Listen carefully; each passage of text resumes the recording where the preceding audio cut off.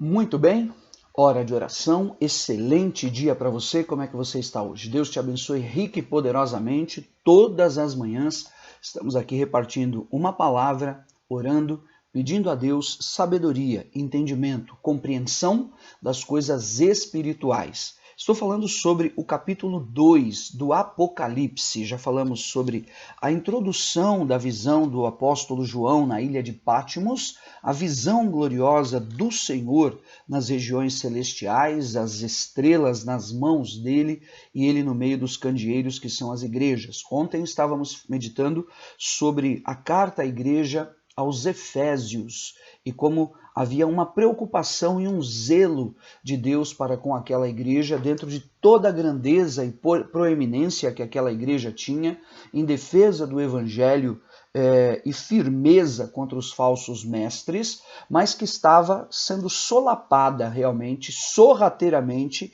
imperceptivelmente pelos líderes daquela grande igreja, porque eles estavam abandonando a firmeza no seu amor, o primeiro amor, o amor genuíno de Deus, daquilo que é a seiva bruta do Espírito de Deus que vem nas nossas vidas, da paixão pelas almas e do realizar a obra do Senhor. A segunda carta foi enviada à igreja de Esmirna. Para você entender, na Ásia Menor estavam as igrejas, uma espécie de uma distância entre 20 e 30 quilômetros, uns dizem mais, outros menos, enfim, não importa. Ali, em toda aquela região da Ásia Menor, percorrendo basicamente desde Éfeso, que era a capital romana na Ásia, até provavelmente a cidade de Colossos, que recebe a carta do apóstolo Paulo, os colossenses. E aí passando por essas cidades, não é? E a igreja de Esmirna era uma igreja carente, era uma igreja muito humilde. Escute o que foi dito. Ao anjo da igreja em Esmirna escreve: estas coisas diz o primeiro e o último, o que esteve morto e tornou a viver. Conheço a tua tribulação, a tua pobreza, mas tu és rico, e a blasfêmia dos que a si mesmos se declaram judeus e não são, sendo antes sinagoga de Satanás. Não temas as coisas que tens de sofrer. Eis que o diabo está para lançar em prisão alguns dentre vós, para ser dispostos à prova, e tereis tribulação de 10 dias. Se fiel até a morte, dar-te-ei a coroa da vida. Quem tem ouvidos, ouça o que o Espírito diz às igrejas. O vencedor de nenhum modo sofrerá o dano da segunda morte. Ou seja, ele estava dizendo, em outras palavras, o que ele termina dizendo é exatamente sobre a segunda morte, que as pessoas, como Jesus disse, os discípulos não deveriam temer os homens que estavam os intimidando e os perseguindo e podiam matar o corpo, mas eles deviam temer Satanás, que podia matar o corpo e a alma e jogar realmente no inferno. Então a segunda morte seria a morte espiritual. E aquilo que o Senhor vem trazendo sobre a igreja de Esmirna, Esmirna significa mirra. Mirra era um elemento que apontava para o sacrifício, que simbolizava amargura, né? Então, o que o próprio nome Esmirna significa era aquilo que aquela cidade vivia ou sofria como igreja, vamos dizer assim, nas lutas, nas perseguições, nas tribulações, nas afrontas que realmente eles sofriam, a blasfêmia daqueles que se declaram judeus e não são, antes são sinagogas de Satanás. Em outras palavras, a igreja estava sendo atacada pelos judaizantes ou para aqueles que queriam trazer doutrinas ainda remotas do judaísmo, os sábados, as festas dos judeus, o culto no templo, o sacrifício de animais e principalmente a circuncisão, como se eles devessem, se os servos de Deus aqui na Ásia, em Esmirna, precisassem de praticar estes elementos determinados no Velho Testamento ao judaísmo, para que então pudessem estar na presença de Deus. Um contraponto muito grande com a salvação pela graça, pela fé, pela misericórdia na presença do Senhor. Então era um grande embate, um grande confronto. E agora, o que se destaca aqui, e eu quero que você ouça essa mensagem com muita atenção agora, amém? Diz a palavra do Senhor, ele disse, eu sou o primeiro e o último. Em outras palavras, começou comigo e vai terminar comigo. Ele é o alfa, ele é o ômega. Aquele era a revelação, como Jesus estava se revelando a eles. Estava tudo nas mãos dele. Conheço a tua tribulação e a tua pobreza. Não eram pessoas de grandes posses, não eram pessoas de grandes influências, não eram pessoas de grandes formações.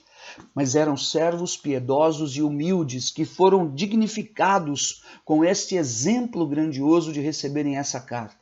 Dada a preocupação do Senhor, dada o elogio do Senhor por aquilo que eles realmente estavam fazendo. Eu conheço a tua pobreza, mas tu és rico. Eram pobres segundo a ótica dos homens na terra. Qual era o seu cartão de crédito? Qual era o registro na sua carteira? Qual era o seu patrimônio? Nisso eles eram pobres, de fato, eles não tinham. Mas só que a palavra diz, tu és rico. A riqueza deles não era medida pela quantidade do saldo bancário ou pela envergadura de influências que eles tinham naquela época, mas sim pela virtude do coração deles nas mãos do Senhor. Ouça essa mensagem hoje, não seja roubado por padrões humanos e por pressões sociais ou por perseguições familiares ou por tribulações em áreas da tua vida que você está sofrendo em detrimento daquilo que são comparações com o vizinho ou com outras fases que você já viveu. Receba esta libertação completa diante do Senhor. Vamos correr, vamos trabalhar, estudar, servir a Deus, buscar melhorar cada dia, mas compreendamos nós a nossa riqueza é a riqueza do conhecimento de Cristo. O nosso tesouro é o tesouro da sabedoria da salvação que nos foi revelado.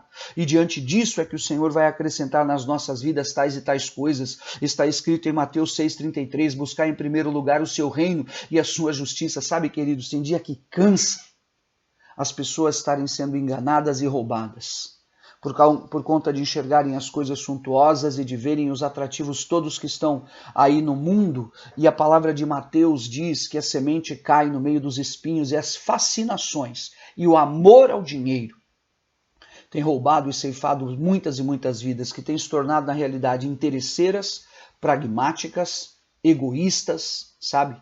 E têm se tornado realmente aqueles que são sectaristas, o rico e o pobre, a igreja do pobre, a igreja do rico. E na realidade a revelação do Senhor, ela vai muito mais além, porque o Senhor tem para nós vida eterna.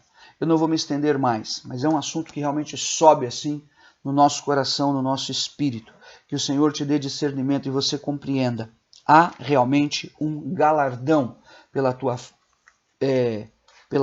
manutenção da tua fé.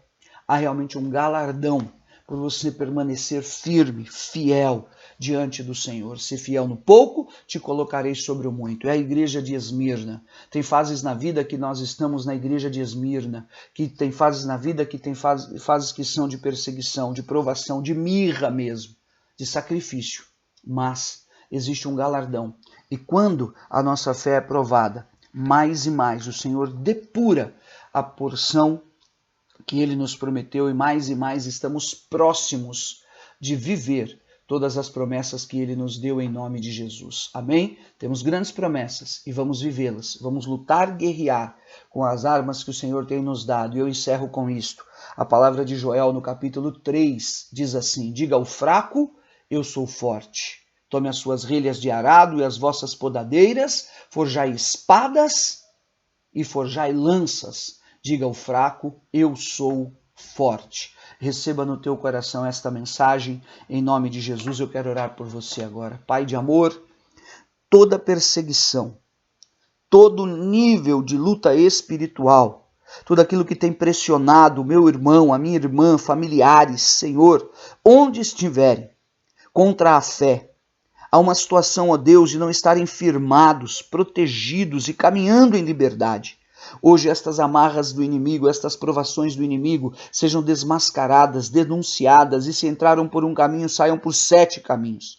Sejamos todos nós exortados a estas ameaças, a estes perigos, a estas guerras e rumores de guerras que o inimigo tem levantado para nos dissuadir, para nos colocar em confrontos e comparações, para trazer, ó Deus, através de desprezos, através, Senhor, das costas viradas, através de portas fechadas, desilusões à nossa alma, para que assim estejamos, Senhor, contrários a Ti. Em nome de Jesus, eu declaro, caia por terra esta obra maligna, estas ameaças, para que o caráter e a verdade do Senhor Jesus seja formada em nós, sejamos varões perfeitos à estatura do Cristo Todo-Poderoso. Vem, Espírito Santo, amadurece o corpo, forja, forma, confirma a tua obra de poder e de autoridade. Eu clamo intercedendo enviando a palavra da cura, da libertação, da transformação através do sangue do Cordeiro que perdoa os pecados e coloca em liberdade os cativos e os oprimidos. Receba essa marca de vitória hoje sobre a tua vida, em nome de Jesus. Amém, queridos? Acompanhe todos os dias, tenho certeza que existem elementos aqui essenciais nestes dias para a tua edificação, para a tua fé, para a tua vida, em nome de Jesus. Compartilhe essa mensagem, deixa o teu like, inscreva-se no canal se você não é inscrito. Nos comentários, deixe o teu pedido de oração, que vamos dobrar os nossos joelhos e buscar cada dia diante do Senhor, em nome de Jesus. Fica com Deus.